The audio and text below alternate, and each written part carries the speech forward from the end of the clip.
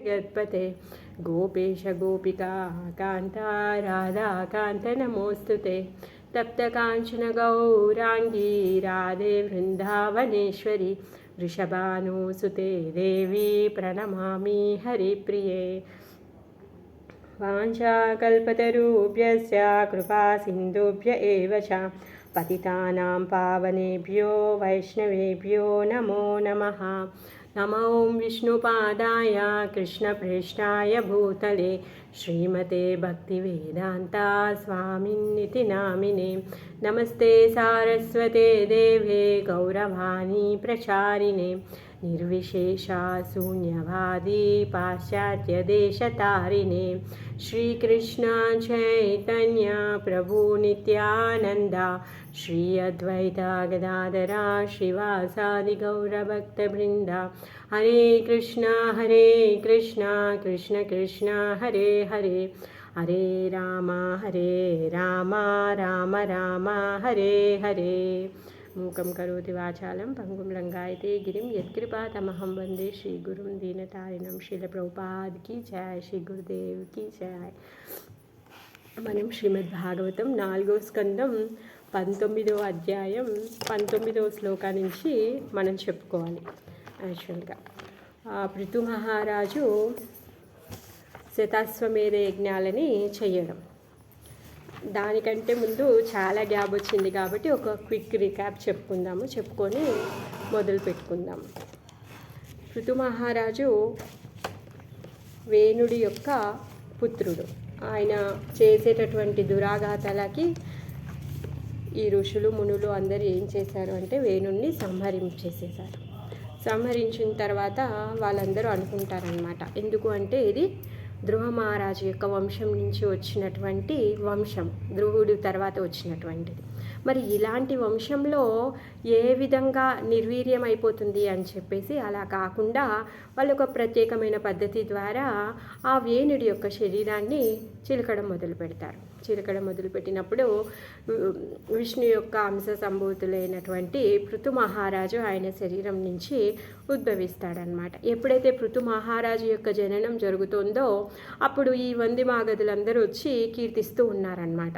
పృథు మహారాజు ఏమంటారంటే, లేదు నేను అంత గొప్పవాడిని కాదు, నేను ఇప్పటివరకు నేనేమి నా కార్యాలని నా ప్రభావాన్ని నేను చూపించలేదు, అందుకే మీరెవరు నన్ను కీర్తించాల్సిన అవసరం లేదు, నాకు ఆ అర్హత కూడా లేదు అనేసి తను చెప్తాడనమాట. అయినా కానీ అక్కడ ఉన్నటువంటి ఋషి మండలం ఎవరైతే ఉన్నారో వీళ్ళందరూ ఏం చెప్తూ ఉన్నారో, అలా కాదు, ఈయన సాక్షాత్ విష్ణు సంభూత, సో మరి తనని కీర్తించాల్సిన బాధ్యత మనకుంది, అందుకే మీరు కానివ్వండి అని చెప్పి వాళ్ళని కీర్తింపబడేగా చేస్తూ ఉంటారనమాట. తర్వాత విష్ణు యొక్క పాలన శక్తి ఎవరు అంటే పృథు మహారాజు ఎప్పుడైతే తన రాజ్య భారాన్ని వీళ్ళందరూ మునులు వీళ్ళందరూ ఉన్నారు, సాధు పురుషులందరూ కూడా రాజ్యాన్ని చూసుకోమని తన బాధ్యత స్వీకరించిన వెంటనే భూదేవి మీద పృథువుకి కోపం వచ్చిందనమాట.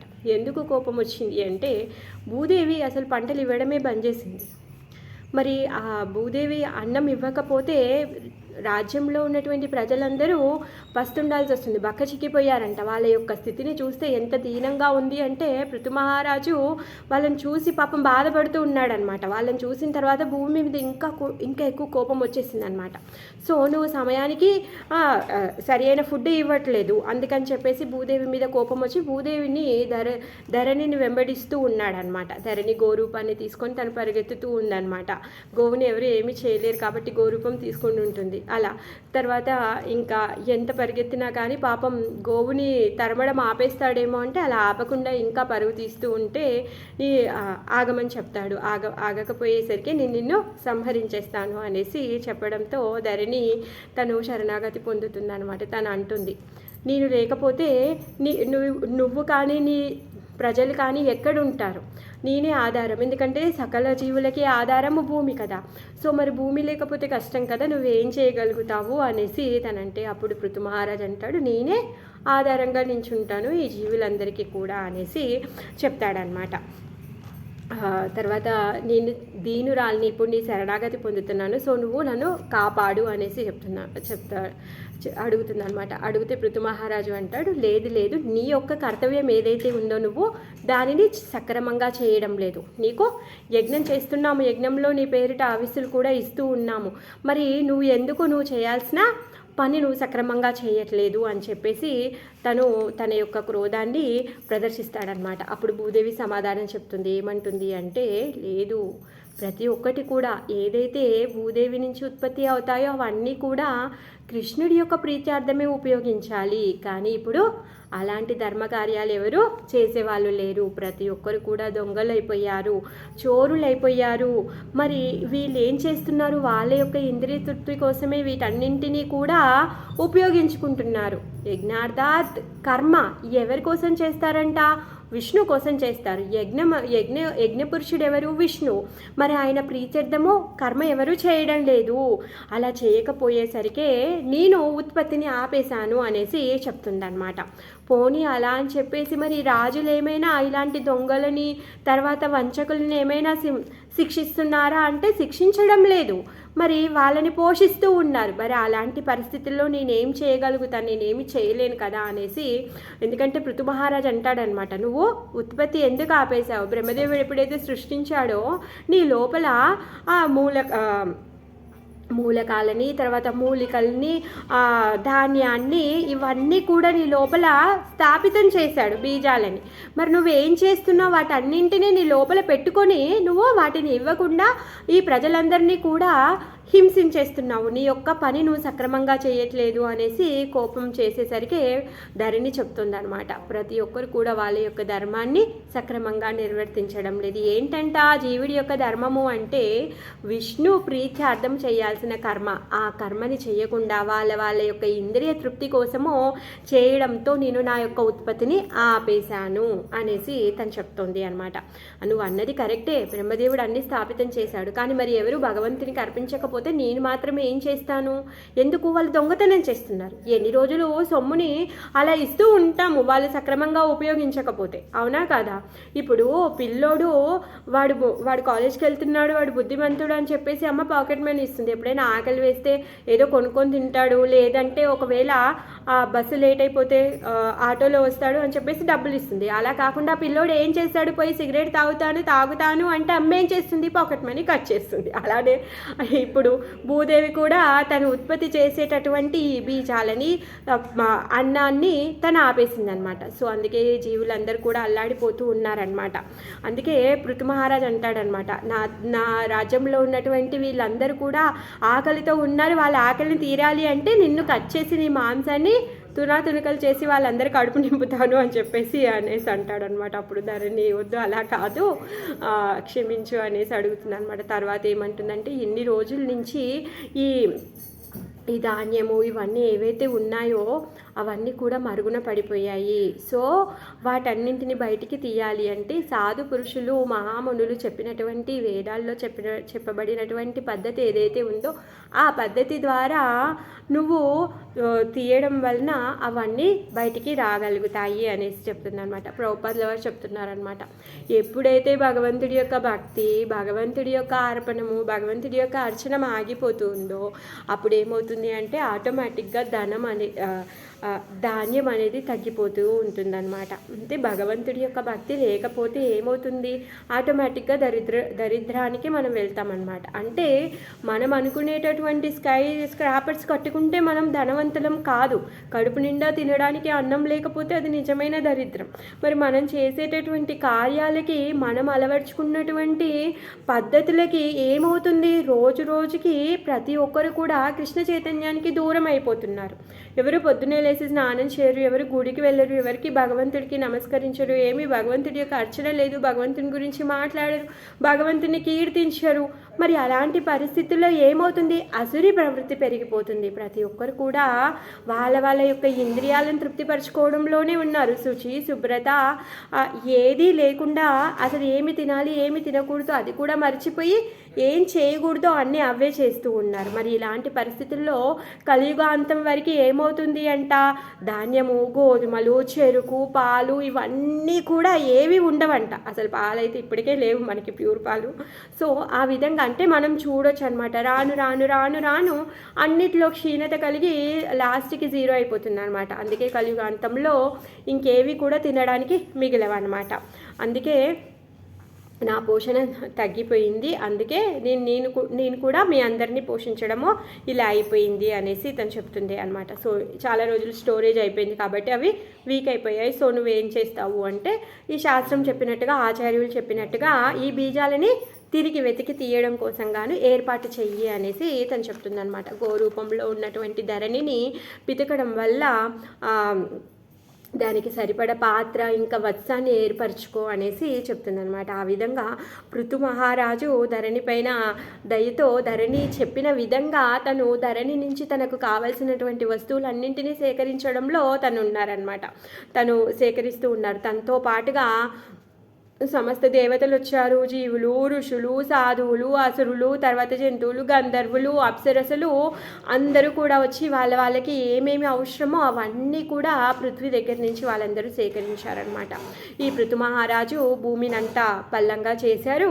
చేసి తను నగరాలని, తర్వాత టౌన్స్ని, పల్లెటూళ్ళని, తర్వాత రాజబాటలని, ఊర్లో చౌరస్తాలని అవన్నింటినీ కూడా తను ఒక సిస్టమేటిక్గా రాజ్యాన్ని అంతా కూడా నిర్మిస్తారు అన్నమాట. అంతా అయిన తర్వాత ఆ రాజ్యంలో ఉన్నటువంటి జీవులందరూ కూడా చాలా సౌఖ్యంగా ఆనందంగా ఉన్నారు. ప్రతి ఒక్కరు కూడా రాజుని సొంత తండ్రిలాగా భావిస్తున్నారు. ఆ రాజు కూడా ప్రజలందరినీ కూడా ఏం చేస్తున్నాడు, సొంత పిల్లల్లాగా తను చూసుకుంటూ ఉన్నారనమాట. అందరూ కూడా చాలా సంతోషంగా ఉన్నారు. తర్వాత పృథు మహారాజు ఏమనుకుంటాడు అంటే తను అశ్వమేధ యాగం చేయాలి అనేసి అనుకుంటాడంట. మరి అశ్వమేధ యాగం అంటే ఒక యాగం చేద్దామనుకున్నాడా? అలా కాదు, అశ్వమేధ యాగాలు. అంటే 100 యజ్ఞాలని చెయ్యాలి అని చెప్పేసి తను దీక్షను పట్టుకున్నాడనమాట. మరి ఆ విధంగా తను యజ్ఞాలు చేస్తూ ఉన్నాడనమాట. మరి యజ్ఞం చేయడానికి ప్లేస్ కూడా సెలెక్ట్ చేశారు. ఏంటి అంటే బ్రహ్మవర్తంలో ఆ యజ్ఞం చేస్తున్నారు. స్వయంభువు మనువు పాలించినప్పుడు ఆయన ఉన్నటువంటి స్థలం అనమాట. అక్కడ మరి సాక్షాత్ విష్ణు సంభూతుడైనటువంటి పృథు మహారాజు యజ్ఞం చేస్తుంటే సాక్షాత్ విష్ణు వచ్చారు అక్కడికి. విష్ణువుతో పాటు బ్రహ్మ, శివ, వాళ్ళ యొక్క అనుచరులతో పాటు సిద్ధులు, తర్వాత విద్యాధరులు, దైత్య, దానవ, యక్ష, గంధర్వ, నంద, సునంద వీళ్ళందరూ కాకుండా పరమభక్తులైనటువంటి కపిల, నారద, తర్వాత దత్తాత్రేయ, సనక సనాది వీళ్ళందరూ కూడా ఆ యజ్ఞానికి వచ్చారనమాట. అక్కడ భాగవతులతో పాటు భగవంతుడితో పాటు మొత్తం అష్టదిక్పాలకులు అందరూ కూడా యజ్ఞానికి వచ్చి ఆ యజ్ఞంలో వాళ్ళ యొక్క పాలు పంచుకుంటూ ఉన్నారనమాట. మరి ఆ యజ్ఞము ఎంత పవిత్రమైంది! ఎందుకు? ప్రతి ఒక్క యుగానికి ఒక యుగ ధర్మం ఉంటుంది. ఆ యుగ ధర్మ అనుసారంగానే ఆ యొక్క కార్యాలు చేస్తూ ఉంటారు. ఇప్పుడు పృథు మహారాజు తనేం చేస్తున్నారు? భగవంతుడి ప్రీత్యార్థమే తను ఇప్పుడు యజ్ఞం చేస్తూ ఉన్నారనమాట. ఏదైనా పూజ జరుగుతూ ఉంటే మనం చెప్తూ ఉంటాం కదా, మనం ఎప్పుడైతే సంకీర్తన యజ్ఞం చేస్తూ ఉంటారో అప్పుడు వర్షాలు బాగా పడుతూ ఉంటాయి అనేసి. అంటే మనకు ఉన్నటువంటి అవసరాలు కానీ సౌకర్యాలు కానీ అవన్నీ కూడా సమృద్ధి చెందుతూ ఉంటాయి అన్నమాట. ఆ విధంగా మరి 100 యజ్ఞాలు అంటే 100 రోజుల్లో అయ్యే కార్యం కాదు, ఎన్నో వేల రోజుల వరకు జరిగినటువంటిది. ఆ యజ్ఞం జరిగేటప్పుడు అంటే అక్కడ ఉన్నటువంటి పరిస్థితులు కానీ పరిసరాలు కానీ అక్కడ అన్నీ కూడా సమృద్ధిగా అయిపోయాయి అనమాట. సస్యశ్యామలంగా అయిపోయి పర్వతాల నుంచి ఖనిజాలు వస్తున్నాయి, సముద్రం ఉప్పొంగుతుంది, భూమి మంచి పంటలను ఇస్తుంది, కోశాగారం నిండిపోయింది, ప్రతి ఒక్కరు కూడా చాలా పరమ ఆనందంగా ఉన్నారు. ఆ విధంగా చతుర్విధ అన్న ఉత్పత్తులు జరుగుతూ ఉన్నాయి. ఇవన్నీ కూడా చాలా బాగా చాలా గొప్ప ఐశ్వర్యవంతుడైపోయాడు పృథు మహారాజు. సో పృథు మహారాజు గొప్ప ఐశ్వర్యవంతుడైపోయాడు. యజ్ఞాలు జరుగుతూ ఉన్నాయి. తన ముందే దీక్ష పట్టుకున్నాడు 100 యజ్ఞాలు చేయాలి అని చెప్పేసి. మరి ఆల్రెడీ 100 యజ్ఞాలు చేసినటువంటి ఒక పర్సన్ ఉన్నాడు. ఎవరంటే ఆయన ఇంద్రుడు. ఆయన ఫేమస్ 100 అశ్వమేధ యజ్ఞాలు చేశాడు అని చెప్పేసి. ఇప్పుడు అదే సేమ్ ఆయన చేసినటువంటి పనిని పృథు మహారాజు చేయబోతున్నాడు. అంటే మరి నా ఫేమస్ ఎక్కడ తగ్గిపోతుందో, నా కీర్తి ఎక్కడ తగ్గిపోతుందో, నా స్థాయి ఎక్కడ తగ్గిపోతుందో అని చెప్పేసి పాపం ఇంద్రుడి లోపల ఈర్ష్య వచ్చేసిందనమాట. ఆ ఈర్ష్య కారణంగా ఆ యజ్ఞం జరగకుండా ఆపేయాలి అని చెప్పేసి ఆ 100 ఏదైతే 100వ యజ్ఞం ఉందో ఆ యజ్ఞానికంటే ముందు యజ్ఞం జరుగుతుండగా అప్పుడు ఇంద్రుడు ఏం చేస్తాడు అంటే యజ్ఞ అశ్వాన్ని దొంగలించేస్తాడనమాట. సో యజ్ఞాశ్వాన్ని దొంగలించితే ఆ యజ్ఞం ఆగిపోతుంది. సో నాకంటే గొప్ప వాళ్ళు ఎవరు ఉండరు, ఎందుకంటే నేను ఆల్రెడీ 100 యజ్ఞాలు చేశాను, ఇప్పుడు నాతో పోటీ పడే వాళ్ళు ఎవరు ఉండరు. సో అని చెప్పి తను ఏం చేస్తాడు, అశ్వాన్ని తను దొంగలించేస్తాడనమాట. మరి ఆ అశ్వాన్ని దొంగలించినప్పుడు అక్కడ ఉన్నటువంటి అత్రిముని చూస్తారనమాట. అత్రిముని చూసి పృథు మహారాజు యొక్క కొడుకుకి చెప్తాడనమాట, చూడు ఇంద్రుడు వచ్చాడు, తను మారువేషంలో వచ్చాడు, అశ్వాన్ని దొంగలించాడు అనేసి చెప్తే అప్పుడు పృథు మహారాజు యొక్క కొడుకు వెళ్ళి ఇంద్రుణ్ణి ఆపుతాడనమాట. ఆగు అనేసి తిష్ట అని చెప్పేసి పిలిచి తను ఆపుతాడనమాట. ఆపి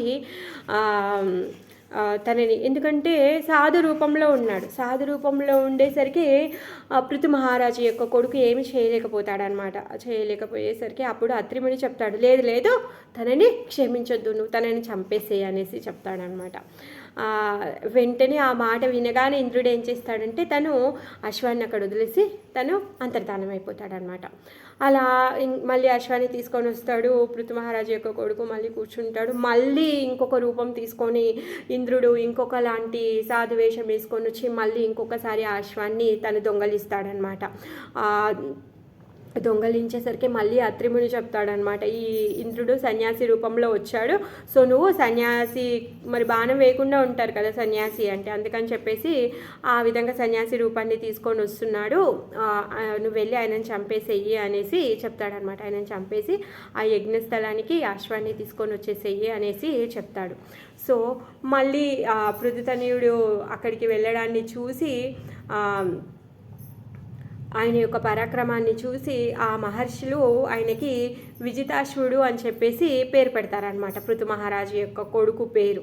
సో మనము పోయిన నెలలో ఇక్కడి వరకు చెప్పుకున్నాము, అందరు మర్చిపోయి ఉంటారు అని చెప్పేసి నేను లాస్ట్ చాప్టర్ నుంచి రికాప్ చేశాను. మనం ఇప్పుడు ఈ అశ్వమేధ యజ్ఞంలో ఇంద్రుడి దగ్గర నుంచి మళ్ళీ పృథు మహారాజు యొక్క కొడుకు ఆ అశ్వాన్ని తీసుకొచ్చే దగ్గర ఉన్నామన్నమాట. ఓకేనా, అందరికీ గుర్తుకొచ్చేసిందా?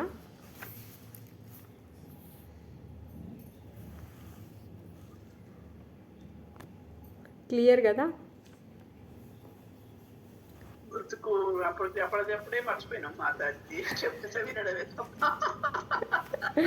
అందుకే గుర్తుకు చేస్తున్నా. మళ్ళీ పృథు మహారాజు ఎవరు, అయ్యో ఆయన ఎక్కడి నుంచి వచ్చాడు అని డౌట్ వస్తే కష్టం కదా. అయ్యో ఇప్పుడు యజ్ఞం ఎందుకు చేస్తున్నాడు ఆయన, అలా కాదు కదా. సో 4వ స్కందం 19వ అధ్యాయం 19వ శ్లోకం. ఉపసృజ్యాతమశ్రీవ్రం జహారాశ్వం పునర్హరిః చశాలాయూపతశ్చన్నో హిరణ్యారసనం విభుః. మైత్రేయుని విదురుడితో అంటున్నాడు అనమాట, పరమశక్తిమంతుడకు స్వర్గరాజు ఇంద్రుడు వెంటనే యజ్ఞస్థలిని అంధాకారంలో ముంచివేసి ఆ విధంగా ఆ ప్రాంతమునంతటినీ కప్పివేసి బంగారు గొలుసుతో యూపస్తంభమునకు కట్టివేయబడిన అశ్వమునతడు తిరిగి హరించెను. సో మళ్ళీ ఇంకోసారి తను ఏం చేశాడంటే అక్కడికి వచ్చి అక్కడ పరిసరాలన్నింటినీ కూడా చీకటిగా చేసేసాడనమాట, మాయతో చేసేసి ఆ బలి స్తంభం ఏదైతే దానిని యూపస్తంభం అంటారు, దానికే కట్టేసినటువంటి అశ్వాన్ని తీసుకొని వెళ్ళిపోయాడు. అత్రి సందర్శమాయాస త్వరమానం విహాయస కపాలకట్వాంగధరం వీరో నైనమాబదథ. ఆకాశ మార్గంన పలాయమగుచున్న ఇంద్రుణ్ణి అత్రిముని పృథుతనయులకు మరలా చూపెను. సో మళ్ళీ తర్వాత పృథు కొడుకుకి చెప్తున్నాడు అనమాట, మళ్ళీ తను వచ్చి తీసుకొని వెళ్తున్నాడు అని చెప్పేసి, మరి ఆయనని వెంబడించండి అని చెప్తున్నాడు అనమాట. ఇప్పుడు ఎలా వచ్చాడంట, ఇంద్రుడు కపాల కట్వాంగాన్ని ధరించి వచ్చాడంట, సన్యాసి వేషధారణ చేసుకొని వచ్చినందువలన ఈ అబ్బాయి ఏమో అతన్ని చంపాలి అని అనుకోవట్లేదు అనమాట. అత్రీనాచోదితస్తస్మై సందదే విసికం వృషా స్వశ్వం రూపం చ తద్దిద్వా సత్వావంతార్హితస్వరాట్. అత్రిముని మళ్ళీ తనని ఎంకరేజ్ చేస్తున్నాడు అనమాట. నువ్వు అలా ఆయనని క్షమించాల్సిన అవసరం లేదు, అందుకు కానీ నువ్వేం చెయ్యి, ఇప్పుడు ఆ కపట సన్యాసిని వెంటనే సంహరించేసేయి అనేసి చెప్తాడనమాట. సో అది వినగానే ఈ కపట వేషంలో ఉన్నటువంటి ఇంద్రుడు ఏం చేస్తాడంటే గుర్రాన్ని అక్కడే వదిలేసి మళ్ళీ అంతర్ధానుడైపోతాడనమాట. వీరాశ్చ స్వాముపాదాయ పితుర్యజ్ఞామదావ్రజత్ తదవద్యం హరే రూపం జగృహర్జ్ఞాన దుర్బల. తర్వాత ఈ విజితాసుడు ఏం చేస్తున్నాడంటే ఆ యజ్ఞస్థలికి మళ్ళీ ఆ గుర్రాన్ని తీసుకొని వచ్చాడనమాట. ఇక్కడ ఏమంటున్నారు అంటే ఆ సమయం నుండి కొందరు అల్పాజ్ఞులు అట్టి కపట సన్యాస వేషధారణను అవలంబించుట మొదలుపెట్టిరి, ఇంద్రుడే దానికి ప్రవేశపెట్టిన వాడేయను.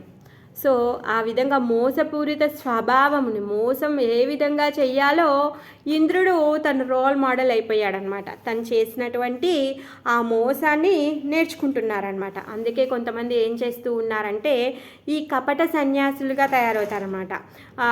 త్రిదండి సన్యాసము, ఏకదండి సన్యాసము, మాయావాద సన్యాసము, ఈ విధంగా సన్యాసులు చాలామంది ఉంటారు. మరి ఇంద్రుడు ఏం చేశాడు, మిథ్యా సన్యాసిగా అతను వచ్చాడనమాట. అంటే నిజమైన సన్యాసులని నమ్మకుండా చేసేటటువంటి వాళ్ళనమాట వీళ్ళు. ఆ విధంగా ఎన్నో రకాల సన్యాసులు వాళ్ళు ఉంటారు అనేసి చెప్తున్నారనమాట. కొంతమంది నగ్నంగా ఉంటారు, కొంతమంది కపాలాన్ని ధరిస్తారు, కొంతమంది త్రిశూలాన్ని పట్టుకుంటారు, వాళ్ళని కపాలికులు అనేసి అంటారనమాట.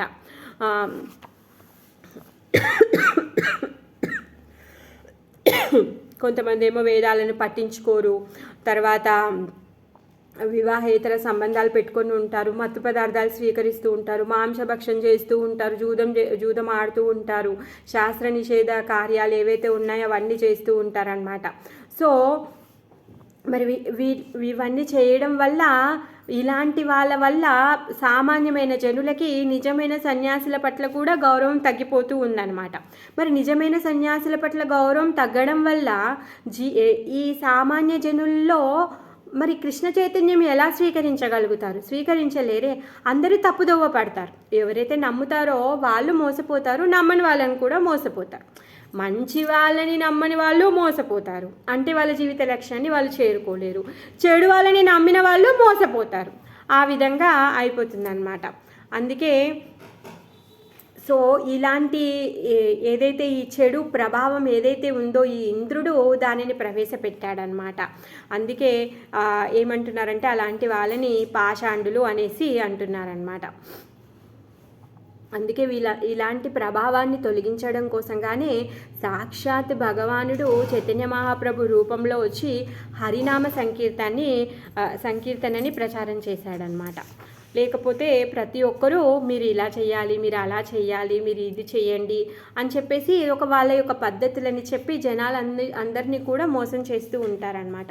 ఈ కలియుగంలో జీవులకి అదొక సూపర్ క్వాలిటీ ఉంది, ఏంటి? మోసపోవడం. అందుకే మన కోసం గాను భగవంతుడు దయతలిచి ఈ హరికృష్ణ మహామంత్రాన్ని మన కోసం గాను ఇచ్చాడనమాట. కలియుగంలో ఈ పాషాండులో అధిక సంఖ్యలో ఉందరు, కానీ చైతన్య మహాప్రభు తన సంకీర్తన ఉద్యమంచే ఆ పాషాండులనందరినీ దూనమాడ యత్నించిరి. కనుక అంతర్జాతీయ కృష్ణ చైతన్య సంఘము వారి సంకీర్తన ఉద్యమం యొక్క లాభమును బడిసిన వారు పాషాండుల ప్రభావం నుండి తమను తాము రక్షించుకొనగలరు.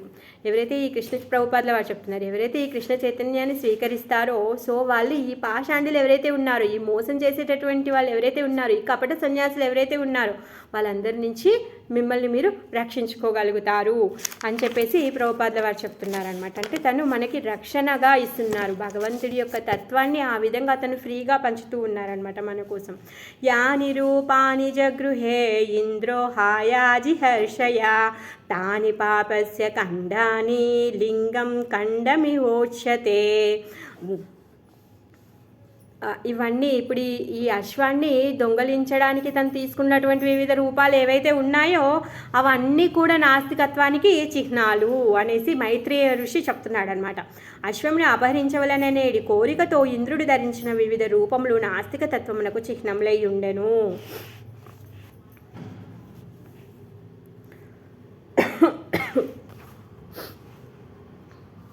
మరి ఈ వైదిక నాగరికత ఏదైతే ఉందో దీంట్లో సన్యాసం అనేది ముఖ్యమైనదన్నమాట.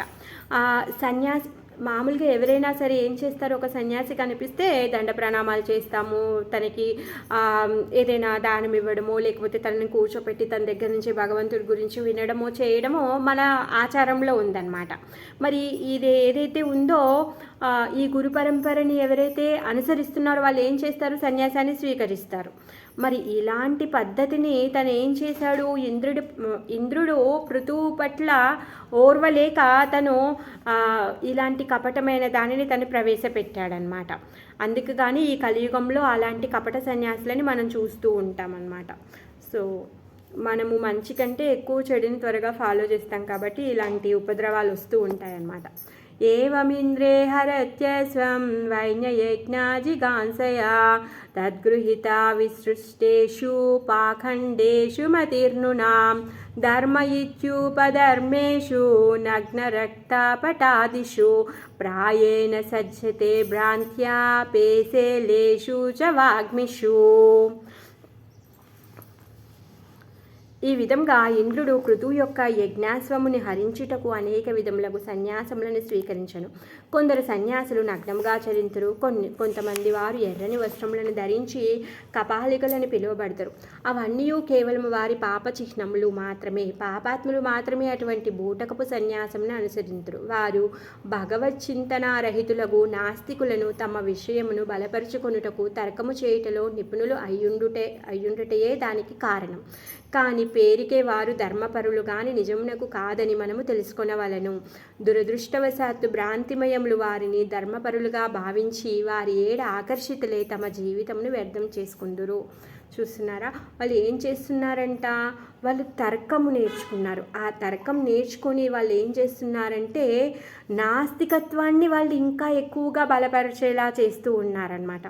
ఎవరైతే భగవంతుడి పట్ల కొంచెం కూడా తెలియని వాళ్ళు, భగవంతుడి యొక్క మతంని అంటే భగవంతుడి యొక్క ఉద్దేశంని కొంచెం కూడా తెలియని వాళ్ళు ఏం చేస్తారు, పాపము ప్రతి ఒక్క మానవుడిలో శ్రద్ధ అనేది ఉంటుంది. ప్రతి ఒక్కరు కూడా సేవ చేయాలి అనే ధర్మం ఉంది ప్రతి ఒక్కరిలో కూడా. ఆ ప్రతి ఒక్క జీవిలో ఉన్నటువంటి ఆ సేవాభావాన్ని, ఆ శ్రద్ధని వాళ్ళు ఉపయోగించి వాళ్ళని మోసం చేస్తూ ఉన్నారు. అలాంటి వాళ్ళ సాంగత్యంకి వచ్చినప్పుడు వాళ్ళ జీవితము వ్యర్థమైపోతుంది అని చెప్పేసి చెప్తున్నారనమాట. ఎందుకంటే కలియుగంలో మనము భ్రాంతి చెంది ఉంటాం. అందుకే ఈ భ్రాంతి మైలైన వాళ్ళ పట్ల ఆ ధర్మపరులుగా భావిస్తారు వాళ్ళు చేసేది. ఎందుకంటే వాళ్ళు వేసుకునేటటువంటి రూపము, వాళ్ళు చేసేటటువంటి కార్యాలను చూసి ఆహా ఆయన ఎంత గొప్పవాడు, ఈయన ఎంత బాగా చెప్తున్నాడు, ఎంత వాక్చాతుర్యం ఉంది అని చెప్పేసి భ్రాంతితో మనం ఏం చేస్తామో మోసపోతాం అన్నమాట. ఆ విధంగా ఎవరైతే అలాంటి వాళ్ళని ఫాలో చేస్తారో వాళ్ళ యొక్క జీవితం వ్యర్థమైపోతుంది అన్నమాట. కానీ మనము తెలుసుకోవాలి, ఏంటి నిజముని మనం తెలుసుకోవాలి అన్నమాట. లేకపోతే చాలా కష్టం. అందుకే శ్రీమద్ భాగవతం ఏం చెప్తుంది, ఈ కలియుగంలో ఉన్న వాళ్ళందరికీ కూడా తక్కువ ఆయువు కలిగి ఉందన్నమాట. అందుకనే ఈ ఆధ్యాత్మిక జ్ఞానం అనేది ఎవరికి లేదు. దానివల్ల ఏమవుతుంది అంటే ఈ మిథ్యా కపట సన్యాసులు ఎవరైతే ఉన్నారో వాళ్ళని ఈజీగా ఫాలో చేసే వాళ్ళు అయిపోతున్నారనమాట. అందుకనే వీళ్ళు ఏం ప్రభుపాదుల వారు ఏం చెప్తున్నారు అంటే శాస్త్రం నిజంగా ఏం చెప్తుందంటే ఈ కలియుగంలో సన్యాసం అనేది దాదాపుగా నిషిద్ధమే. అసలు కలియుగంలో సన్యాసిగా ఉండడమో సాధ్యం కాదు. కలియుగంలో అశ్వమేధము, గవాలంబము, సన్యాసము ఈ మూడు కూడా నిషిద్ధాలే. కాకపోతే ఈ వైష్ణవ పరంపరలో ఉన్నటువంటి గురు పరంపరలో ఉన్నటువంటి వాళ్ళు ఈ సన్యాసాన్ని తీసుకుంటున్నారు. ఎందుకు తీసుకుంటున్నారు అంటే చైతన్య మహాప్రభు తను తీసుకున్నారంటే సాక్షాత్ కృష్ణుడు కాబట్టి తను తీసుకున్నాడు. కానీ మరి మిగిలిన వాళ్ళు ఆ విధంగా ఉండగలుగుతారంటే వీళ్ళందరూ ప్రయత్నిస్తున్నారు. మనందరి యొక్క బాగోగుల కోసం వాళ్ళు ప్రయత్నిస్తూ వాళ్ళ సన్యాసాన్ని స్వీకరించి మనని భగవంతుడితో కనెక్ట్ చేయడం కోసమే వాళ్ళు ఆ విధంగా ప్రయత్నిస్తున్నారనమాట. నిజానికి దేవదేవుడైన శ్రీకృష్ణునికి శరణుజొచ్చుట అనేది ధర్మమే ఏకైక ధర్మము. ఇప్పుడు నార్మల్ పర్సన్ ఎవరైనా వచ్చి అలా కాదురా నువ్వు ఇలా చెయ్యకు, నువ్వు కృష్ణుడికి వెళ్ళి మొక్కు అంటే ఎవరైనా వింటారా? వినరు. అందుకు కోసంగానే సన్యాసాన్ని స్వీకరించాల్సి వచ్చి అందరికీ చెప్పాలి అన్నమాట. అందరికీ చెప్పడం కోసంగానే ఈ సన్యాసాన్ని స్వీకరించి వాళ్ళు ఈ ధర్మ ప్రచారాన్ని చేస్తున్నారనమాట. కనుక భక్తి భావనతో మనం ఆ దేవదేవుని సేవించవలను. ఇతరములకు సన్యాస పద్ధతులు ధర్మములు ఏమాత్రము ప్రామాణికము కావు. కానీ నేటి కాలమున అవే ధర్మము పేరిట చలామణి అగుచున్నవి. ఇది అత్యంత శోచనీయము. సో ఏదైతే ధర్మం కాదో దాన్నే మనం ధర్మం అనుకుంటామో అది చాలా ఆశ్చర్యకరమైన విషయము అని చెప్పేసి ప్రభుపాదుల వారు చెప్తున్నారనమాట. ఎందుకంటే మోసపోయే స్వభావం ఉంది కదా, ఆ స్వభావాన్ని మనం వదిలిపెట్టదలుచుకోలేదన్నమాట. ప్రతి క్షణం అనుక్షణం మోసపోతూనే ఉంటాం అన్నమాట. ఇప్పుడు పృథువు ఇంకా ఇంద్రుడిని చంపేయాలి అనేసి అనుకుంటే అప్పుడు బ్రహ్మదేవుడు వచ్చి ఆపేస్తాడనమాట ఇంద్రుడిని చంపకుండా. మరి ఎందుకు ఇంద్రుడిని చంపొద్దు అంటున్నాడో ఇప్పుడు మైత్రేయముని విదురుడికి చెప్తున్నాడు అనమాట. తదాభిజ్ఞాయ భగవాన్ పృథుపరాక్రమః ఇంద్రాయ కుపితో బాణామదత్తోద్యాత కర్ముకః. అట్టి అక్రమమగు సన్యాసమును ప్రవేశపెట్టినందున ఇంద్రుణ్ణి సంహరించుటకు పరాక్రమంతుడగు పృథువు వెంటనే ధనుర్బాణాలను చేపట్టెను. మరి పృథు మహారాజు ధర్మాన్ని నిలబెట్టడం కోసమే తను వచ్చారు. మరి ఇలాంటి కపట సన్యాస పద్ధతిని అందరికీ చేసి చూయించేటటువంటి కపటిని చంపేయాలి కదా. ఆయన తక్షణ కర్తవ్యం ఆయనను చంపేయాలి. అందుకని ఇప్పుడు తను ఏం చేశాడు, ఆయనను చంపేయాలి అని చెప్పేసి ధనుర్బాణాలని తను ఎక్కిపెట్టాడనమాట.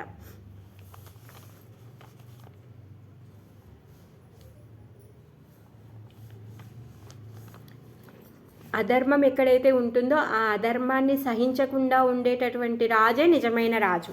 మరి పృథు మహారాజు సాక్షాత్ ధర్మరూపము. మరి అలాంటి అతను అధర్మాన్ని ఎలా సంహరిస్తాడు? అందుకని చెప్పేసి ఇప్పుడు ఆ అధర్మాన్ని ఖండించాలి అని చెప్పేసి ఖండించడం ఆయన ధర్మము. అందుకనే తను ఏం చేస్తున్నాడు, తను బాణాలని ఎత్తిపెట్టాడనమాట.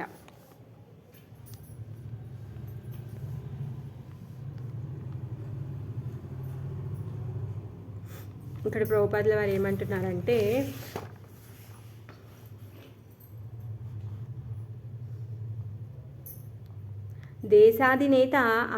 దేశాధినేతలందరూ భగవత్ ప్రతినిధులై సమస్తమును అధర్మ విధానంలో నశింపచేయవలను. కానీ దురదృష్టవశాత్తు వారు పిరికివారే తమది మతరహిత దేశమని ప్రకటించుచున్నారు. సో ప్రభుపాదుల వారు చెప్తున్నారు చూడండి, రాజు అనేవాడు ఎలా ఉండాలి, ధర్మాన్ని స్థాపించి అధర్మాన్ని ఖండించే విధంగా ఉండాలి. కాకపోతే ఇప్పుడు రాజులు అలా లేరు. రాజులందరూ కూడా పిరికి వాళ్ళలాగా ఉన్నారు. అలా ఉండి వాళ్ళు మతరహిత దేశమని వాళ్ళు చెప్పేస్తున్నారనమాట. అందుకే ఈ ధర్మ అధర్మ దాని వాళ్ళకి ఏమీ లేదనమాట. దేనికైనా వాళ్ళు రాజీ పడతారనమాట. అందుకనే ఈ సామాన్య జనులు కూడా ఆధ్యాత్మిక పురోగతిలో అనాసక్తులగుదురు. సో రాజు ఎలా ఉంటే ప్రజలు అలా ఉంటారు. అందుకే ఈ రాజ్యంలో ఉన్నటువంటి ప్రజలందరిలో కూడా భగవంతుడి యొక్క భక్తి కానీ వాళ్ళకి ఆధ్యాత్మిక చింతన కానీ కొంచెం కూడా శ్రద్ధ ఉండడం లేదనమాట. అలా జరుగుతూ ఉంటే చివరికి ఏమవుతుందంట, ఈ సమాజం అంతా కూడా నరకప్రాయం అవుతుంది అనేసి ప్రభుపాదుల వారు చెప్తున్నారనమాట. ఒక విధంగా ప్రభుపాదుల వారు బాధపడుతున్నారనమాట. ఎందుకంటే రోజుగా మానవ సమాజంలో వచ్చేటటువంటి ఈ చెడు మార్పులు 70 సంవత్సరాల క్రితం రాశారు ప్రభుపాద ఇవన్నీ పర్పట్స్. సో అంటే ఇప్పుడు మనము చూస్తున్నాము, ఇంకా ముందు ఎలా ఉంటుందో కూడా మనం ఊహించగలుగుతాం అన్నమాట. భక్తుడు అనేవాడు ఎలా ఉంటాడు, దుఃఖిగా ఉంటాడు. అందుకే తను చెప్తున్నాడు, ఈ కృష్ణ చైతన్యం ఏదైతే ఉందో ఎవరైతే స్వీకరిస్తారో వాళ్ళు సుఖభాగులు అవుతారు అనేసి చెప్తున్నాడు అనమాట. మీరు ఎవరి చేతిలో మోసపోవాల్సిన అవసరం లేదు అనేసి తను చెప్తూ ఉన్నారు. కానీ అది ఎంతగా మనం స్వీకరిస్తామో అంతగా మనము దానిని పొందగలుగుతాము. తం రుజ్వీచాశక్రవదాభిసంతితం విచక్ష్యాదుప్రేక్ష్య మాసాహర్యారహాంసం నివారయామాసురహో మహామతే నయుజ్యతే త్రాణ్యవదా ప్రచోదితాత్. పృథు మహారాజు అగ్రోహోదగ్రుడై ఇంద్రుని సంహరింప సిద్ధపడుటను కాంచిన ఋత్వికులు అతనితో ఇట్లు పలికిరి. అక్కడ ఉన్నటువంటి ఎవరైతే ఈ వరిష్ఠులు ఉన్నారో వాళ్ళందరూ చెప్తున్నారంట, ఓ మహాత్మా, ఇతనిని సంహరింపకము. ఏలనయ కేవలము యజ్ఞ పశువులనే యజ్ఞస్థలిలో సంహరించవచ్చునని శాస్త్రం నిర్దేశించింది. సో మీరు శాస్త్ర ప్రకారంగా ఈ యజ్ఞం చేస్తున్నారు, ఇక్కడ యజ్ఞ పశువుని మాత్రమే బలియాలి, ఇంద్రుణ్ణి బలియకండి అనేసి అక్కడున్న ఆ ఋత్వికులు ఎవరైతే యజ్ఞాన్ని జరిపిస్తున్నారో వాళ్ళు చెప్తూ ఉన్నారనమాట. మరి ఈ యజ్ఞంలో యజ్ఞ పశువుని బలియడము అంటే వాళ్ళ యొక్క జిహ్వకి సుఖాన్ని ఇవ్వడం కోసం కానీ వాళ్ళు ఇక్కడ యజ్ఞ పశువుని బలి ఇవ్వడం లేదు. దేనికోసం ఇస్తున్నారంట? ఆ యజ్ఞ పశువుకి నూతన జీవితం ఇవ్వడం కోసం కానీ వాళ్ళు స్వచ్ఛమైనటువంటి మంత్ర ఉచ్చారణ చేస్తూ హవిస్సుని వదులుతూ వాళ్ళు ఏం చేస్తూ ఉన్నారు? విష్ణు ప్రీత్యార్థం ఆ యజ్ఞం చేస్తూ ఉన్నారనమాట.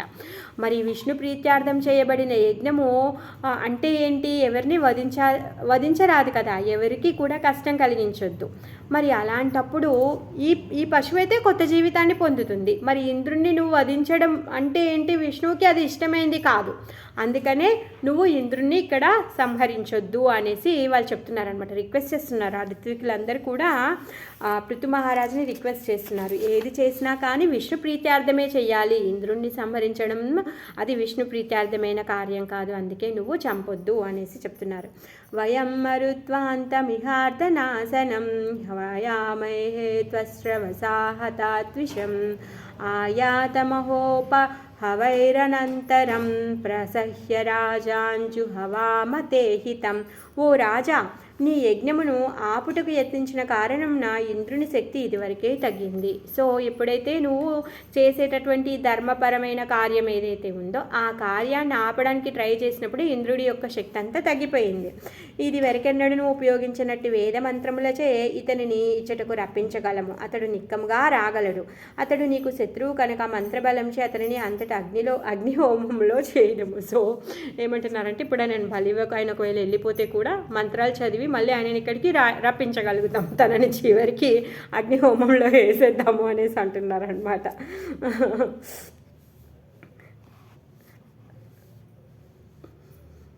ప్రభుపాదులు ఏమంటున్నారంటే, అలాంటి బ్రాహ్మణులు, అలాంటి యోగ్యత కలిగినటువంటి బ్రాహ్మణులు ఇప్పుడు లేరు కాబట్టి అలాంటి పెద్ద పెద్ద యజ్ఞాలను చేయటే ఇప్పుడు ఉన్నటువంటి సామాన్య జనులు ప్రయత్నించరాదు అనేసి చెప్తున్నారనమాట. మరి ఈ యుగంలో, ఈ కలియుగంలో మనకు ఉపదేశించినటువంటి యజ్ఞం ఒకటే, సంకీర్తన యజ్ఞము. హరే కృష్ణ కృష్ణ కృష్ణ హరే హరే, హరే రామ రామ రామ హరే హరే అనే మంత్రాన్ని జపించడం వల్ల, కీర్తించడం వల్ల సమస్త యజ్ఞాలు చేసినటువంటి ఫలితాన్ని పొందుతామన్నమాట. భగవంతుడు ఇంత కరుణామయుడండి. ఇంత కష్టం లేకుండా ఎక్కడ కూర్చుంటే అక్కడ మనం జపం చేస్తే అంత ఫలితాన్ని ఇస్తున్నాడు. ఖర్చు లేదు, కష్టం లేదు, ఏమీ లేదు అసలు. అయినా కానీ అంత ఫలితాన్ని ఇస్తున్నాడంటే భగవంతుడు ఎంత గొప్పవాడు కదా, ఏదైనా చేయగలుగుతాడు తను. ఇత్యామంత్రం క్రతుపతిం విదురస్యాద్విజోరుషా శృగ్రస్తాంజుహ్వతోభ్యేత్యా స్వయంభూ ప్రత్యషేదత. విదుర యజ్ఞంను నిర్వహించుచున్న ఋత్వికులు రాజునకు ఆ సలహా నొసిగిన పిమ్మట మిక్కిలి రోషంతో ఇంద్రుని ఆవాహన చేసిరి. పిమ్మట అతనిని అగ్నిలో హోమం చేయనంతలో అచ్చట బ్రహ్మ ప్రత్యక్షమై వారిని నివారించను. సో నువ్వు బలియకు, ఆయనను అగ్నిలో వేసేద్దామని చెప్పారు ఈ ఋత్వికులందరూ. వాళ్ళు ఏం చేశారు? కోపంతో పిలుస్తున్నారనమాట. ఇంద్రుడిని ఆవాహన చేసేసారు. ఇంద్రుడు వచ్చాడు, ఆయనను తీసుకెళ్ళి అగ్నిలో ఆహుతి చేయడమే అన్నమాట. ఇంకా వెంటనే బ్రహ్మదేవుడు వచ్చేసాడంట అక్కడికి. ఇంకా బ్రహ్మ మాట్లాడబోతున్నాడు అనమాట. నవద్యో భవతామింద్రో యజ్ఞో భగవత్తమః యాంజిగాంసాద యజ్ఞేన యస్యేష్టాస్తవ నవసురాహ. ఇంకా బ్రహ్మ వాళ్ళందరిని ఆపేశాడు. సో మీరెవరు అలా చెయ్యొద్దు అనేసి చెప్తున్నారనమాట. ఓ ఋత్వికులారా, ఈ స్వర్గరాజైన ఇంద్రుడు ఆయనని చంపకండి అని చెప్తున్నాడు అనమాట. అలా చంపడం మీ యొక్క ధర్మం కాదు. ఎందుకంటే ఇంద్రుడు ఏం చేస్తూ ఉన్నాడు? దేవతలందరికీ రాజు, అందరికీ కూడా ఏమేమి కావాలో సకాలంలో సక్రమంగా తను సమకూరుస్తున్నాడు. దేవదేవుడి యొక్క ప్రతినిధి. మరి అలాంటి వాడు దేవదేవుడితో సమానం. మీకు తెలీదా ఈ విషయం? తెలుసు కదా. అందుకే కృష్ణుడికి ఎవరైతే సహాయం చేస్తున్నారో ఆ సహాయం చేసేటటువంటి ఆ గ్రూప్ ఉంది కదా, ఆ గ్రూపుల్లో ఈయన పరమశక్తివంతుడు, ఈజ్ ఎ గ్రేట్ పర్సన్. అలాంటి అతన్ని మీరు ఎలా చంపగలుగుతారో చంపకండి అని చెప్తున్నాడు అనమాట. ఇంకా ఈ యజ్ఞము ద్వారా దేవతలందరినీ మీరు సంతృప్తి పరపగోరుచున్నారు, కానీ వారందరూ నువ్వు ఇంద్రుని అంశే అని మీరు ఎరగవలసి ఉన్నది. సో మరి ఈ యజ్ఞం వల్ల ఏమిటి? ఈ దేవతలందరూ కూడా సంతృప్తి చెందుతూ ఉంటారు కదా. మరి ఆ దేవతలందరూ ఎవరు? అందరూ కూడా ఇంద్రుడి యొక్క సేవకులు, ఆయన యొక్క అంశలే. అందుకని ఈ మహాయజ్ఞంన ఆయనని మీరు చంపొద్దు అనేసి బ్రహ్మదేవుడు ఆపేశాడనమాట. చేసేటటువంటి యజ్ఞము ఏమిటంట, ప్రతి ఒక్క దేవతని కూడా సంతృప్తిపరుస్తుంది. యజ్ఞార్థాత్ కర్మ, ఎవరి కోసం చేస్తున్నారు, ఆ యజ్ఞ పురుషుడైనటువంటి విష్ణు కోసము చేస్తూ ఉన్నాడు. మరి విష్ణుతో పాటుగా ఇక్కడ ఉన్నటువంటి దేవతలందరూ కూడా సంతృప్తి చెందుతూ ఉన్నారనమాట. మరి అదే హరే కృష్ణ మహామంత్రాన్ని మనం చెప్పడం వల్ల సకల దేవతలు కూడా సంతృప్తి చెందుతూ ఉంటారు. 3 కోటి దేవతలు ఉన్నారు, అలా అని చెప్పేసి మనకున్న ఆయువుతో మనకున్న సమయంతో మనం వాళ్ళందరినీ సంతృప్తి పరచలేము. ఎప్పుడైతే భగవంతుని మనం సంతృప్తి పెడతామో అప్పుడు వీళ్ళందరూ కూడా సంతృప్తి చెందుతారు. అందుకే కలియుగంలో చేయాల్సింది ఒకటే, హరే కృష్ణ మహామంత్ర జపము. తదితం పశ్యైత మహద్ధర్మ వ్యతికరం ద్విజాః ఇంద్రేణానుష్ఠితం రాజ్ఞా కర్మైత గాంసత. పృథుమహారాజు తలపెట్టిన మహాయజ్ఞమును ఆటంకపరచుటకు ఇంద్రుడు భవిష్యత్తులో ధర్మపదమును నష్టపరచునట్టి కొన్ని పద్ధతులను ఎన్నుకొనినాడు. సో ఇంద్రుడు ఏం చేశాడు, పృథుమహారాజు చేసేటటువంటి యజ్ఞాన్ని ఎలానో ఒకలాగా ఆపేసేయాలి. ఎందుకంటే నాకున్నటువంటి గొప్ప పేరు ఏదైతే ఉందో అది తగ్గిపోతుంది.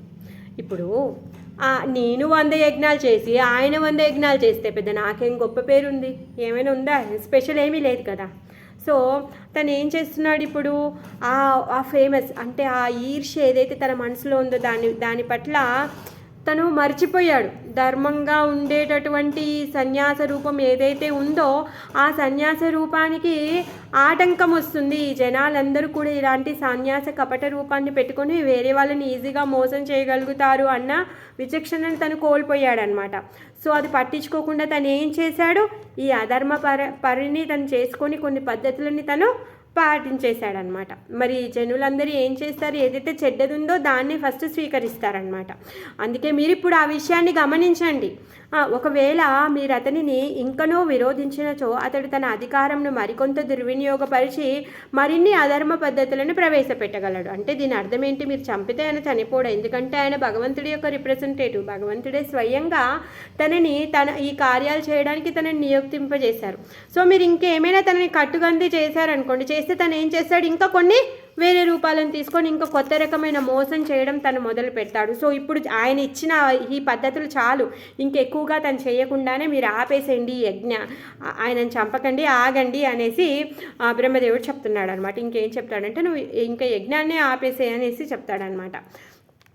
పృథుకీర్తే పృథోర్భూయాస్తస్మే కోనశతక్రతుః అలం తే క్రతుభిః శ్రేష్టైర్యద్భావాన్ మోక్షధర్మవేత్. సో నువ్వు నీకేం అవసరమయ్యా, పృథువుకేంటి, ఆయన సాక్షాత్తు ఏమంటారు భగవంతుడి యొక్క అంశ సంభూతుడు. తర్వాత ఆయన ముక్తి మార్గం అంటే అన్నీ ఆయనకు తెలుసు. నువ్వు ఇప్పుడు ఏదైతే ఉందో ఈ వేదాల్లో చెప్పబడినటువంటి ధర్మార్థ కామ మోక్షాల్లో చేయాల్సింది యజ్ఞం ఒకటి, అలాంటి యజ్ఞం చేయాల్సిన అవసరం నీకేమి లేదు. సో నువ్వు ఈ యజ్ఞాన్ని ఆపేసేయి అని చెప్పేసి అంటున్నాడు అనమాట. సో పృథువు ఈ 99 యజ్ఞాలనే ఉండనివ్వు, అంటే నువ్వు పృథు మహారాజు 99 యజ్ఞాలు చేశాడు అని అక్కడికే ఉండని, పర్వాలేదు, నువ్వు ఇంకో యజ్ఞం చేయకుండా పర్వాలేదు అని చెప్పి బ్రహ్మదేవుడు పృథు మహారాజు వైపుకు తిరిగి ముక్తి మార్గమునకు క్షుణ్ణంగా నెరిగిన అతనికి యజ్ఞంతో ఏం ప్రయోజనము అనేసి అంటున్నాడు అనమాట. సో ఆయనకు అన్నీ తెలుసు, ఈ యజ్ఞం వల్ల ఆయనకు ప్రయోజనం ఏమీ లేదు.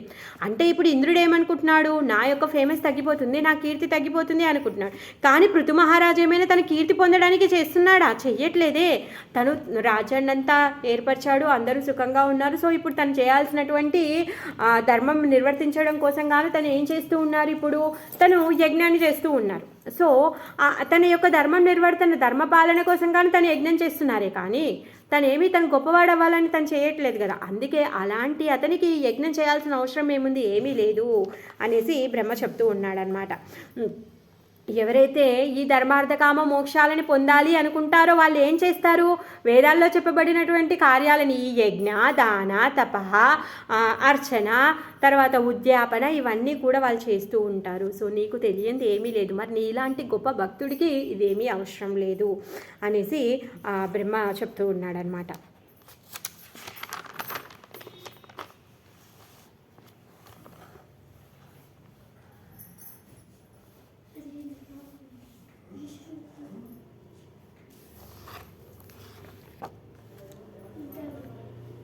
పృథువు గొప్ప భగవద్భక్తుడైనందున వేద చోదితమగు కార్యములను చేయవలసిన అవసరం అతనికి లేదు.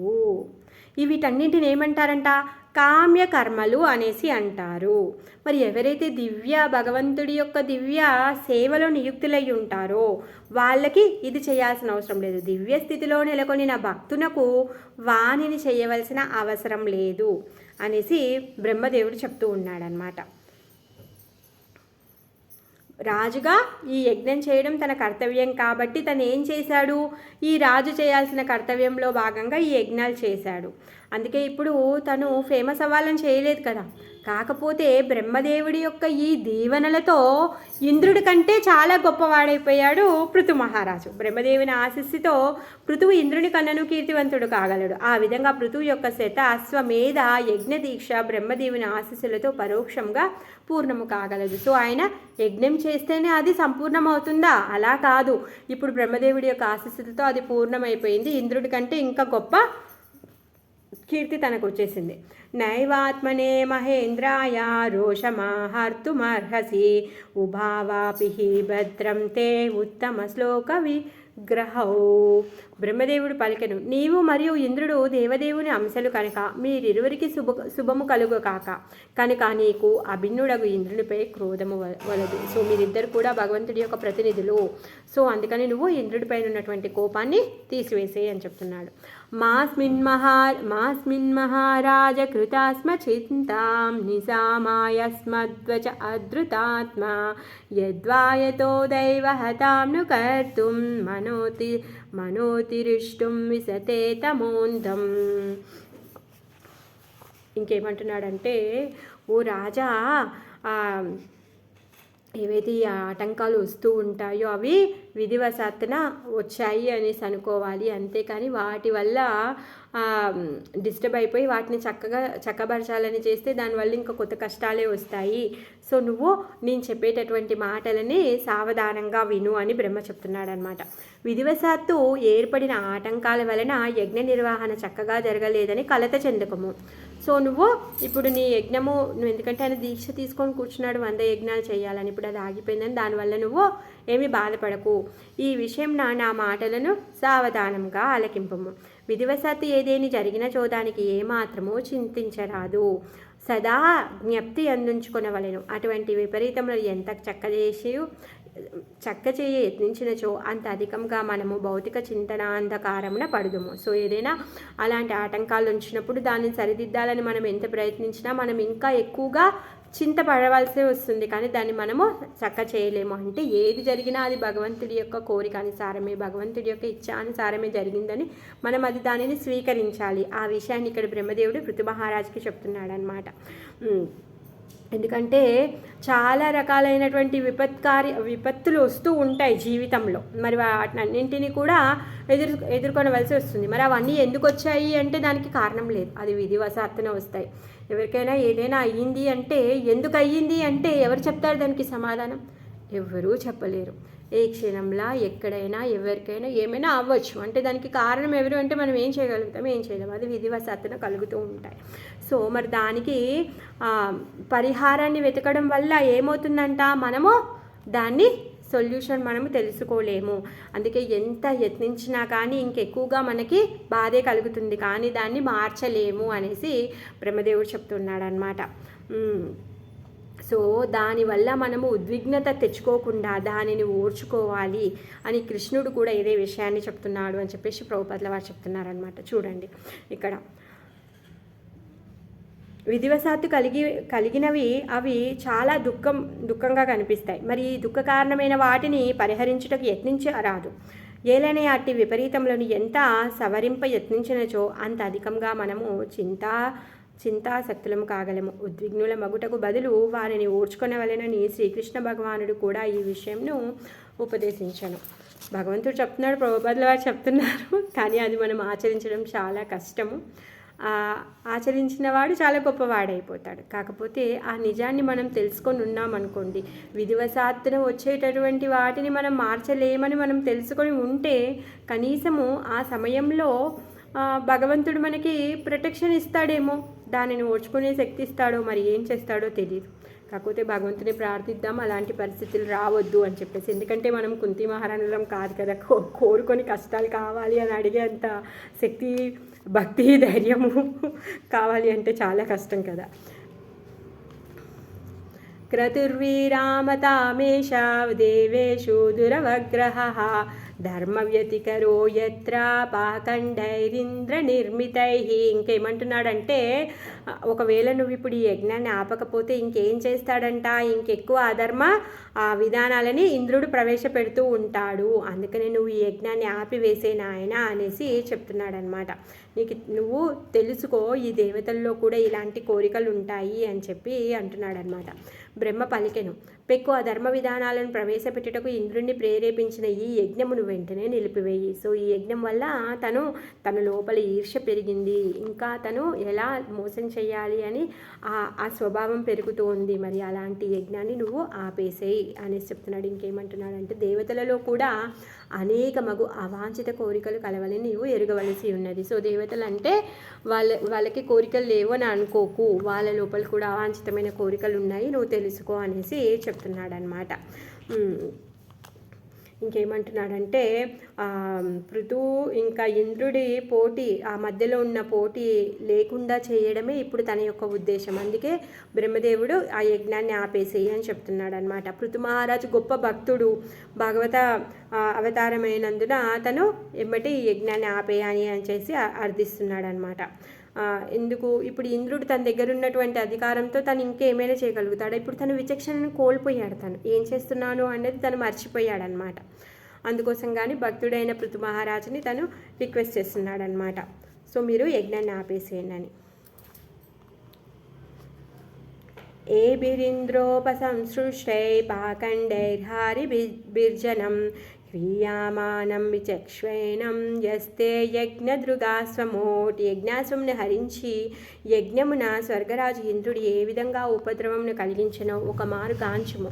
అతడు ప్రవేశపెట్టిన ఈ ఆకర్షణీయమగు పాపకార్యములను జనులు కొనసాగించగలరు. సో ఏదైతే ఇంద్రుడు చేశాడో ఈ పనిని తర్వాత సామాన్య జనులు దానిని ఫాలో చేస్తూ ఉంటారు అనేసి చెప్తున్నాడనమాట. భగవద్గీతలో భగవంతుడు ఏం చెప్తున్నాడు, యద్యత్తాచరతి శ్రేష్టాస్తేవేతరతో జన.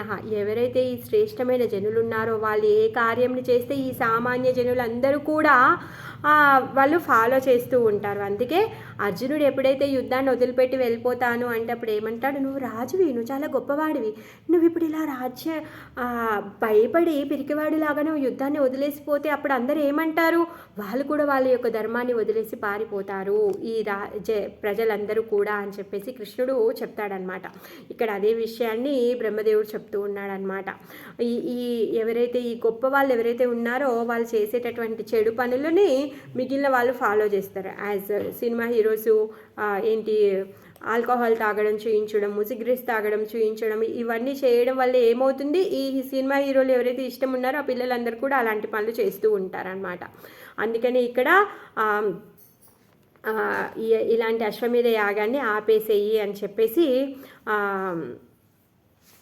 బ్రహ్మదేవుడు రిక్వెస్ట్ చేస్తున్నాడు అనమాట. ఎందుకంటే ఇలాంటి కర్మలు ఏవైతే ఉన్నాయో, ఈ మోసపూరిత కర్మలు ఏవైతే ఉన్నాయో అవన్నీ సామాన్య జనాలకి పరమ ఆకర్షణీయంగా ఉంటాయంట. మరి అవన్నీ వాళ్ళకి ఏమైనా లాభాన్ని కలిగిస్తున్నాయంటే అలా కాదు, అవన్నీ కూడా గొప్ప ప్రమాదాన్ని తీసుకొస్తాయి. అందుకే ఇంకా ఎక్కువ మోసపూరిత పద్ధతులని ప్రవేశపెట్టకముందే ఇంద్రుడు మీరు ఇలాంటి యజ్ఞాన్ని ఆపేసేయండి అని చెప్పేసి బ్రహ్మదేవుడు పృథు మహారాజుకి చెప్తున్నాడు అనమాట. ఇంకా ప్రభుపాదుల వారు ఏమంటున్నారు అంటే, ఇలాంటి యజ్ఞాలని కంటిన్యూ చేస్తూ వాళ్ళ యొక్క ఇంద్రియ తృప్తి కోసం గాను ఈ పశువులని బలి ఇచ్చి పశుబలి బాగా పెరిగిపోతూ ఉంటుందన్నమాట. మరి అలాంటి వదన ఆపడం కోసంగానే బుద్ధుడు ఈ వేద ప్రమాణాలన్నింటినీ ధిక్కరించేసి తను వేదం లేదు, యజ్ఞం లేదు, ఏమీ లేదు అని చెప్పేసి తను ఏం చేశాడు, ఈ యజ్ఞాలన్నింటినీ కూడా ఆపివేసి అహింస అని చెప్పేసి బుద్ధుడు తను ప్రవేశపెట్టాల్సి వచ్చిందనమాట. బుద్ధుడు కొద్ది సమయం వరకు వేద ప్రమాణములను తిరస్కరింపవలసి వచ్చింది. ఎందుకంటే ఇలాంటివి ఎక్కువగా ఫాలో చేస్తున్నారు. అసలు దాని యొక్క మనం చేయాల్సిన దేనికోసం చేస్తున్నామా అన్నది మర్చిపోయి వాళ్ళ యొక్క ఇంద్రియ తృప్తి కోసం ఈ బలులు ఎక్కువైపోయాయి అన్నమాట. అందుకే దాన్ని ఖండించడం కోసం కానీ వేదము పక్కకు పెట్టేయండి అని చెప్పేసి బుద్ధుడు స్వయంగా భగవంతుడు బుద్ధుడి రూపంలో వచ్చి అలాంటి పని చేయాల్సి వచ్చిందనమాట. ఇంకా నేను అనేక పర్యాయములు వివరించినట్లుగా కలియుగంన యోగ్యులకు పురోహితులు లేనందున వేదోపదిష్టములకు యజ్ఞములను నిర్వహించుట సాధ్యం కాదు. అందువలనే శాస్త్రములు సంకీర్తన యజ్ఞమును నిర్వహింపమని మనకు ఉపదేశించుచున్నవి. సో ప్రభుపాదుల వారు ఏమంటున్నారంటే యజ్ఞాలు మనం చేయలేము, మనకు ఈ కలియుగంలో సాక్షాత్ చైతన్య మహాప్రభు ఇచ్చినటువంటి ఈ సంకీర్తన యజ్ఞం ఏదైతే ఉందో దానిని మాత్రమే మనము చెయ్యాలి. అప్పుడు సంకీర్తన యజ్ఞం ద్వారా జనులు తర్వాత భగవంతుడు కూడా సంతృష్టి చెందుతాడు. విష్ణువుని సంతృష్టి పరచాలి అంటే ఏం చేయాలి అంటే సులభమైన మార్గము ఈ కలియుగ యజ్ఞమైనటువంటి హరే కృష్ణ సంకీర్తన చేయాలి అన్నమాట. మరి యజ్ఞం గురించి వివిధ శాస్త్రాల్లో కూడా చెప్పబడి ఉంది. ఇది నా సొంత కల్పితం కాదు అనేసి ప్రభుపాదుల వారు చెప్తున్నారనమాట. ఇంకా ప్రభుపాదుల వారు ఇక్కడ రాశారు, అది మనం చదువుకుందాం, దీని తర్వాత ముగిద్దాం. చూడండి ఒకసారి. ఈ పాపభూయిష్ట కలియుగంలో అనవసరంగా ఉపద్రవములను సృష్టించరాదు. ప్రపంచమంతటను ఈ కాలంలో జనులు పశువదకై కబేలాలను తెరిచి మాంసభక్షణము చేయుచున్నారు. ఏం చేస్తున్నారు? వాళ్ళ యొక్క ఇంద్రియ తృప్తి కోసం, వాళ్ళ యొక్క టంగ్ కోసమని వాళ్ళు ఈ మాంసాన్ని తినడం కోసం అనేసి పశువధ చేస్తూ కబేలాలన్నింటినీ తెరిచారు. ఇక వారు పూర్వకాలము నాటి అనుష్ఠానములచే అనుసరించినచో మరిన్ని జంతువులను వధించుటకు ప్రోత్సాహం పొందిన వాళ్ళు అవుతారు. సో ఇంకా ఈ అశ్వమేధము అవి ఇవి అనేసి అన్నాం అనుకో, ఇప్పుడు ఇంకేం చేస్తారు, ఇంకా ఎక్కువగా బలిస్తూ ఉంటారనమాట. అయితే అక్కడ ఏమంటున్నారంటే ఈ బెంగాల్లో అంట ఏం చేస్తూ ఉంటారు అంటే ఈ కాళికాదేవి విగ్రహాన్ని పెట్టి ఆ కాళికాదేవి ముందు పశుబలిస్తూ ఉంటారనమాట. ఇచ్చి ఆ మాంసాన్ని తింటారనమాట. తింటూ వాళ్ళు ఏమంటారు, మేము కాళికా యొక్క ప్రసాదం తింటున్నాము అనేసి అంటున్నారు. ప్రభుపాదుల వారు ఇక్కడ తను స్ట్రేట్గా చెప్తున్నారు, కాళికాదేవి ప్రసాదంనే తినుచున్నామనేది భావనతో మాంసభక్షకుల ఆ దుకాణాల నుండి మాంసంని ఖరీదు చేయుటకు ఇష్టపడతారు. కొంతమంది ఏం చేస్తున్నారంటే మేము కాళికాదేవికి అర్పించాము, ఈ మాంసాన్ని తీసుకెళ్ళండి అని చెప్పేసి దుకాణాల్లో పెట్టుకొని అమ్ముకుంటున్నారనమాట. ఈ తినేవాళ్ళు కూడా ఏం చేస్తున్నారు, దాన్ని కొనుక్కొని తింటున్నారనమాట. ఇక్కడ ప్రభుపాద వారు చెప్తున్నారు, స్ట్రేట్ ఫార్వర్డ్గా చెప్తున్నాడు చూడండి. కానీ శివపత్ని అయినందున కాళికాదేవి ఏనాడు కూడా మాంసమును ముట్టదని తెలియదు వాళ్ళకి. పరమ వైష్ణవుడైన శివుడు ఎన్నడూ కూడా మాంసాహారంను ముట్టడు. ఇక శివుడు తినగా మిగిలినదే కాళీదేవి భుజించును. భర్త తిన్న తర్వాత మిగిలిందే భార్య తింటుంది. భర్త తినకపోతే భార్య ఎలా తింటుంది మాంసము? అది మరి మాంసమునో లేదా మత్స్యమునో కానీ అట్టి మత్స్య మాంసాదులను కాళికాదేవి అనునాలైన భూత పిశాచ రాక్షసులు భుజిద్దురు. మరి మాంసాన్ని మత్స్యాలని ఎవరు తింటున్నారంట? ఈ కాళికాదేవిని పూజించేటటువంటి భూత ప్రేత పిశాచాలు ఏవైతే ఉన్నాయో వాళ్ళు తింటూ ఉంటారంట. మరి వీళ్ళందరూ తినేది ఏంటిది? ఆ భూత ప్రేత పిశాచాలు తిన్న తర్వాత మిగిలినటువంటి ఆ మాంసాన్ని తింటున్నారు. కానీ ఇక్కడ కాళీదేవి ప్రసాదం కాదు. అనగా కాళికా ప్రసాదంను మత్స్య మాంసాదులు భుజించువారు నిజమునకు కాళికా ప్రసాదంను గాక భూత పిశాచములు తినగా మిగిలిన ఆహారంనే భుజించుచున్నారు. సో సింపుల్గా వాళ్ళు ఏం చేస్తున్నారు, ఆ భూత ప్రేతాలు తిన్నటువంటి దాన్ని తిని వాళ్ళు వాళ్ళ యొక్క ఇంద్రియ తృప్తికి ఆ విధంగా సర్ది చెప్పుకుంటూ ఉన్నారనమాట. సో హరే కృష్ణ. ఇక్కడితో మన ఈరోజు శ్రీమద్ భాగవతాన్ని ఆపేస్తున్నాను. 12:35 అయింది. ఈరోజు చెప్పుకునే దాంట్లో ఎవరికైనా ఏమైనా సందేహాలు ఉంటే అడగండి.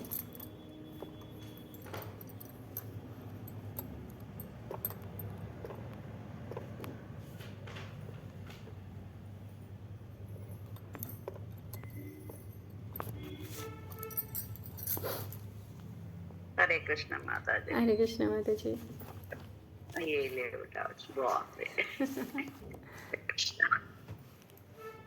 మనం ఏమనుకుంటున్నాం అంటే మనం చేసేది గొప్ప అనుకుంటున్నాం అనమాట. మనకు తెలిసిందే నిజం అనుకుంటున్నాం. కానీ ఎవరు కూడా నిజాన్ని తెలుసుకోవడానికి సిద్ధంగా లేరు. ప్రభుపాదుల వారు అందుకే చెప్తున్నారు, ఎవరైతే కృష్ణ చైతన్యాన్ని స్వీకరిస్తారో, ఎవరైతే ఈ ఉద్యమాన్ని దగ్గరికి వస్తారో మీరు ఎవరి చేతిలో కూడా మోసపోరు అనేసి తన హామీ ఇస్తున్నారు. అయినా కానీ స్వీకరించడానికి జనాలు సిద్ధంగా లేరు అన్నమాట.